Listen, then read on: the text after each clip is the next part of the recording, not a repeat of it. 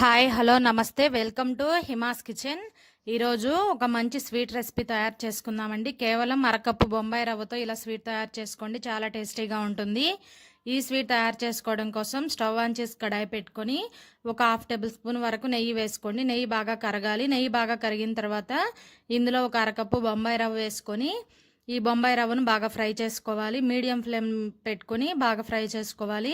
High flame పెట్టారనుకోండి రవ్వ అనేది బాగా మాడిపోతుంది. మనం చేసుకునే స్వీట్ అనేది అంత టేస్టీగా ఉండదు. ఈ విధంగా మీడియం ఫ్లేమ్లో పెట్టుకొని రవ్వ బాగా పొడి పొడిగా అయ్యేంత వరకు బాగా ఈ విధంగా ఫ్రై చేసుకోవాలి. ఇలా రవ్వ బాగా ఫ్రై అయిన తర్వాత ఇందులో కాచి చల్లార్చిన 1 కప్పు పాలు తీసుకొని ఇందులో వేసుకోవాలి. ఏ కప్పుతో బొంబాయి రవ్వ తీసుకున్నామో అదే కప్పుతో 1 కప్పు పాలు పోసుకొని మీడియం ఫ్లేమ్ పెట్టుకొని ఈ పాలల్లో రవ్వను బాగా ఉడికించుకోవాలి. ఈ రవ్వ అంతా ఉడికి బాగా దగ్గరగా పడాలి. అంతవరకు కూడా ఈ విధంగా కంటిన్యూగా కలుపుతూ ఉండాలి.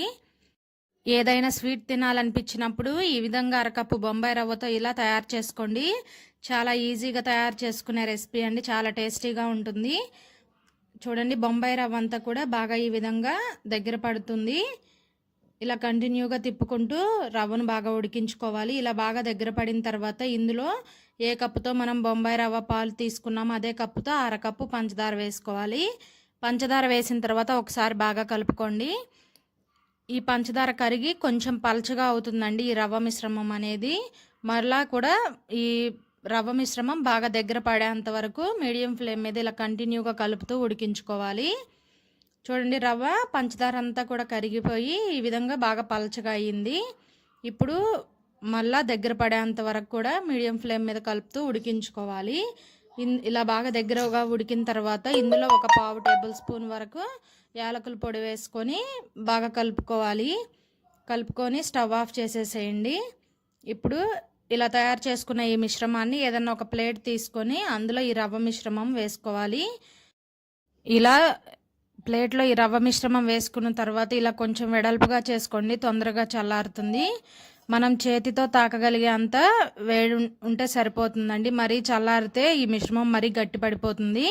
కొంచెం గోరువెచ్చగా ఉన్నప్పుడే ఇలా 2 భాగాలుగా డివైడ్ చేసుకొని ఒక భాగంలో కుంకుమ పువ్వు కానీ లేదా మీకు నచ్చిన ఫుడ్ కలర్ కలుపుకొని ఈ విధంగా సగం తీసుకున్న మిశ్రమంలో బాగా కలుపుకోవాలి. ఈ ఫుడ్ కలరు బాగా కలిసేంత వరకు కలుపుకోవాలి. మీరు కుంకుమ పువ్వు అయినా తీసుకోవచ్చండి. ఫుడ్ కలర్ అయితే కొంచెం పాలల్లో కలుపుకొని తీసుకొని ఈ విధంగా కలుపుకోవాలి. ఇప్పుడు మనం ఎల్లో కలర్ కలుపుకున్న ఈ మిశ్రమాన్ని చిన్న చిన్న ముద్దల్లా చేసుకొని పక్కన పెట్టుకోవాలి. మీకు నచ్చిన సైజులో చేసుకోండి. నేనైతే కొంచెం మీడియంగా చేస్తున్నాను. ఇలా ఎల్లో కలర్ మిశ్రమాన్ని మొత్తాన్ని కూడా చిన్న చిన్న ఉండల్లాగా తయారు చేసుకొని పక్కన పెట్టుకోవాలి. మీరు ఇలా తయారు చేసే ముందు చేతికి కొంచెం నెయ్యి కానీ లేదా ఆయిల్ కానీ రాసుకోండి, చేతికి అంటుకోకుండా ఉంటుంది. ఇలా ఈ విధంగా తయారు చేసుకున్న ఈ బాల్స్ని పక్కన పెట్టుకొని ఇప్పుడు ఈ మిశ్రమాన్ని చేతికి కొంచెం నెయ్యి రాసుకొని కొద్దిగా తీసుకొని అరచేతిలో పెట్టుకొని ఈ విధంగా అప్పంలాగా ఒత్తుకోవాలండి. అరచేతికి కూడా నెయ్యి రాసుకోవాలి.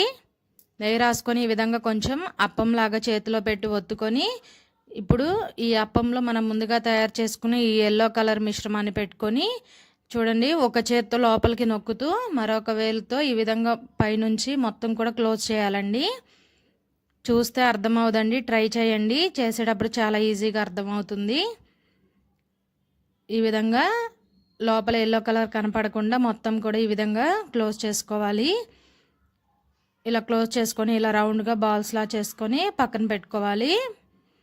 చూసారా ఎంత బాగా వచ్చిందో. ఇప్పుడు ఇంకొకటి చేసి చూపిస్తానండి. కొంచెం చేతికి నెయ్యి కానీ ఆయిల్ కానీ అప్లై చేసుకొని ఈ మిశ్రమాన్ని కొద్దిగా తీసుకొని అరచేతిలో పెట్టుకొని అప్పంలాగా ఒత్తుకోవాలి. ఇలా అరచేతిలో పెట్టుకొని 4 వేళ్ళతో ఈ విధంగా ఒత్తుకోండి. చాలా ఈజీగా తయారు చేసుకోవచ్చండి. ఈ మధ్యలో ఎల్లో కలర్ మిశ్రమం పెట్టేసి క్లోజ్ చేసేయడమేనండి. చాలా సింపుల్గా తయారు చేసుకోవచ్చు. ఇలా తయారు చేసి పెట్టారనుకోండి పిల్లలు కూడా చాలా ఇష్టంగా తింటారండి. ఈ విధంగా మిగిలిన పిండి అంతటిని కూడా ఇదే విధంగా తయారు చేసుకోవాలి. చూడండి, ఈ విధంగా తయారు చేసుకొని పక్కన పెట్టుకోవాలి. అన్నిటినీ కూడా ఇదే విధంగా తయారు చేసుకోండి మీరు. చూడండి, మొత్తం అయితే ఇక్కడ నేను తయారు చేశాను. ఇలా తయారు చేసుకున్న తర్వాత ఏదైనా ఒక చాకుకి కొంచెం ఆయిల్ కానీ నెయ్యి కానీ అప్లై చేసి ఈ విధంగా మధ్యలోకి కట్ చేసుకోండి. ఇలా కట్ చేసిన తర్వాత చూసారా పైన వైట్ పార్ట్ అలాగే లోపల ఎల్లో పార్ట్ వచ్చింది. ఈ విధంగా ఉంటాయండి. చాలా టేస్టీగా ఉంటాయి. ఇలా కట్ చేసుకున్న తర్వాత బాదం పప్పుతో కానీ లేదా జీడిపప్పుని కొంచెం నేతిలో ఫ్రై చేసి ఆ జీడిపప్పుతో కానీ ఈ విధంగా గార్నిష్ చేసుకోండి. ఇలాగే అన్నిటినీ కూడా కట్ చేసుకొని ఈ విధంగా బాదం పప్పుతో కానీ లేదా మీకు నచ్చిన డ్రై ఫ్రూట్స్తో మీరు ఈ విధంగా డెకరేట్ చేసుకోండి. వీటిని కట్ చేసేటప్పుడు మాత్రం ఖచ్చితంగా చాకుకి ఆయిల్ కానీ లేదా నెయ్యి కానీ అప్లై చేయాలి. ఇలా నెయ్యి రాయడం వల్ల ఏమవుతుందంటే మనం కట్ చేసేటప్పుడు ఈ రవ్వ మిశ్రమం అనేది ఆ చాకుకి అతుక్కోకుండా చాలా పర్ఫెక్ట్గా మధ్యలోకి కట్ అవుతుందండి. ఇంటికి ఎవరైనా బంధువులు వచ్చినప్పుడు చాలా తక్కువ టైంలో ఈజీగా ఇలా స్వీట్స్ తయారు చేసి పెట్టండి. చాలా ఇష్టంగా తింటారండి. ఎంతో టేస్టీగా ఉండే రవ్వతో చేసిన స్వీట్ అయితే రెడీ అండి. వీడియో నచ్చిందా ఫ్రెండ్స్? వీడియో నచ్చితే లైక్ చేయండి. అలాగే మరెన్నో ఇంట్రెస్టింగ్ వీడియోస్ కోసం మన హిమాస్ కిచెన్ ఛానల్ని వెంటనే సబ్స్క్రైబ్ చేసుకోండి. Thanks for watching video.